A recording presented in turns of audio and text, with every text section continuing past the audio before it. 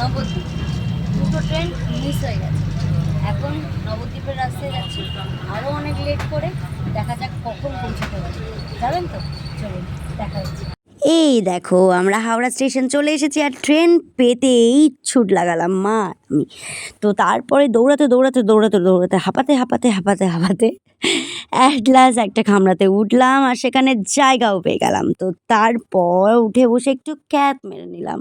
তো আর এটা সবার আগে বলা দরকার যে একটা আন্টি আর আঙ্কেলকে পেয়ে গেছিলাম আমাদের সাথে।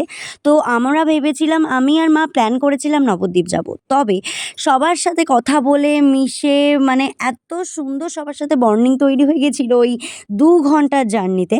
তারপর ঠিক করে ফেলি, না চলো মায়াপুর যাওয়া যাক। কারণ নবদ্বীপ তো আমরা গেছি, মায়াপুর আমরা চিনিও না। তবে ওনাদের কথা শুনে, ওনারাও আমাদের কথা শুনে, দুজনেরা মানে মোট 4 জন সবাই একসাথে আমরা চলে গেছিলাম মায়াপুর। আর এটা কিন্তু মায়াপুর নয়, এটা হচ্ছে নবদ্বীপ। তো নবদ্বীপের রাস্তায় এই হোলির সময় যেতে প্রচুর পরিমাণে প্রসাদ পাওয়া যায়। কি পাওয়া যায় না, লুচি আলুরদম থেকে শুরু করে সমস্ত কিছু, খিচুড়ি, পোলাও সব কিছু। আর আমি প্রসাদ প্রেমী। হ্যাঁ, আমি প্রসাদ প্রেমী। কারণ আমি প্রসাদ যেখানে দেখব সেখানে লাইন দিয়েও আমি প্রসাদ খেয়ে নিই, কোনো ব্যাপার না। তো এই যে আমরা লঞ্চে করে চলে এসেছি আম মায়াপুর। আমরা লঞ্চ থেকে নেমে তারপর আমরা টোটো ধরেছিলাম। টোটো থেকে নেমে তারপর মায়াপুর পৌঁছে গেছি। তো মায়াপুরে প্রথমে যেটা ঘুরেছি সেটা হচ্ছে গোশালা। কারণ ওটাই এমন দিকে নামিয়েছে যে গোশালাটাই আগে পড়েছে। তো সেখানে ঘুরেছি। তবে একটা খারাপ ইনসিডেন্ট শেয়ার করি। আমি না আমার ফোনটা হারিয়ে ফেলছিলাম। ভগবানের অশেষ কৃপা যে আমি ফোনটা পেয়ে গেছি। কারণ জানো, টোটোতে এত মানে রাস্তাগুলো এমন অবস্থা যে টোটোতে লাফাতে যেতে আমার ফোনটা কখন লাফিয়ে মাটিতে পড়ে গেছে আমি নিজেও বুঝতে পারিনি। যাই হোক, তো প্রত্যেকটা মন্দির পরিক্রম করার পরে এবার মায়াপুরের আসল জায়গায় এসে, মানে মায়াপুর ইস্কন মন্দিরের সামনে ভোগ দিচ্ছিল।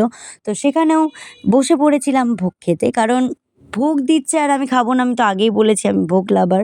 তো সেখানে প্রসাদ খাওয়ার পরে এবার যাব আমরা মেন ইস্কন মন্দিরের ভেতরে। কারণ তবে একটা জিনিস বলি, আমরা কিন্তু তার মাঝেই পেয়ে গেছিলাম এত সুন্দর একটা শোভাযাত্রা, যেখানে মানে এত সুন্দর না, মানে মনটা প্রাণটা জুড়িয়ে যাচ্ছিল দেখে। এত হরিনাম হচ্ছিল, এত কীর্তন হচ্ছিল, আর এত সুন্দর লাগছিল, আর কি বলবো, ভাষায় বলা যাবে না। তোমরাও যাবে, যারা যাওনি তারা অবশ্যই যাবে, আর যারা গেছো তারা তো জানোই এই সুন্দর পরিবেশের কথা।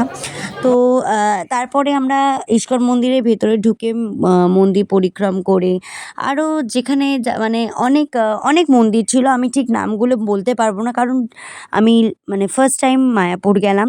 তো সেখানে সব নাম আমার জানা তো সম্ভব নয়, তবে আমি ঘুরেছি।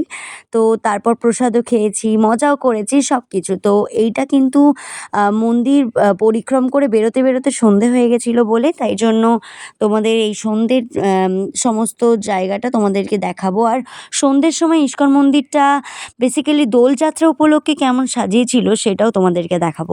তবে মায়াপুর ইস্কন মন্দিরে তোমরা জানো ভেতরে ফোন অ্যালাউ নেই, তাই আমি তোমাদেরকে সেই মন্দিরের ভেতরে সব কিছু দেখাতে পারিনি।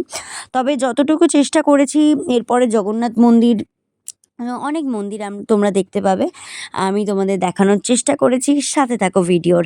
এই দেখো, তো এর মাঝেও চারদিকে এত ভক্তের ভিড়, প্রচণ্ড ভিড়। আমরা রুম পাইনি প্রথমত, আর দ্বিতীয়ত আমরা প্ল্যান করে গেছিলাম যে নবদ্বীপ, বাট সেটা হয়ে গেছে মায়াপুর। বলে না যে ভগবান যেটা চান সেটাই হয় আর কি। কারণ আমার মনে অনেক দিন থেকে ইচ্ছে ছিল, ভিডিওতে রিলসে দেখতাম মায়াপুরের দৃশ্যটা। তবে একটা নাচের ভিডিও করার ইচ্ছে ছিল, বাট এত ভিড়ের মাঝে না আর হয়ে ওঠেনি। আর এত মন্দির ঘোরার জায়গা, তোমরা যখনই যাবে না কেন তোমরা 2 দিন হাতে নিয়ে যাবে। আমাদের সময়টা খুব কম ছিল, আর যেহেতু হয় না কি মানে হুট করে প্ল্যানের বিষয়, বাট হুট করে প্ল্যান করেও যে এত মজা করেছি সেটাই অনেক। এই দেখো, জয় জগন্নাথ, জয় জগন্নাথ মন্দিরে প্রবেশ করে একটু কীর্তনের সাথে মজা করে, নাচ করে, তারপর প্রভুকে দর্শন করে আমরা বেরিয়ে পড়েছিলাম অন্য মন্দিরে। তো অন্য মন্দিরগুলোতে সেগুলোতে ভিড় ছিল, তো সেক্ষেত্রে বাড়িও আসতে হবে, তাই জন্য ভেতরে ঢোকা হয়নি। তবে এই যে ট্রেনে বসে যেটা দেখতে পেলে, ওটা আর কিছুই না, রং খেলার আবার প্রস্তুতি। কারণ এই রংটা এত ভালো লেগে গেছে আমার, কারণ এই রংটা তেল দিয়ে খেলা হয়। আর খুব ইজিলি উঠে যায়। লাইফে ফার্স্ট টাইম এই রঙটা আমি ইউজ করলাম। যাকগে আশা করি তোমাদের এই ব্লগটা অবশ্যই ভালো লাগবে, আর ভালো লাগলে যা যা করতে হয় তোমরা করে দেবে। তো চলো। রাধে রাধে রাধে গোবিন্দ, রাধে কৃষ্ণ রাধে কৃষ্ণ।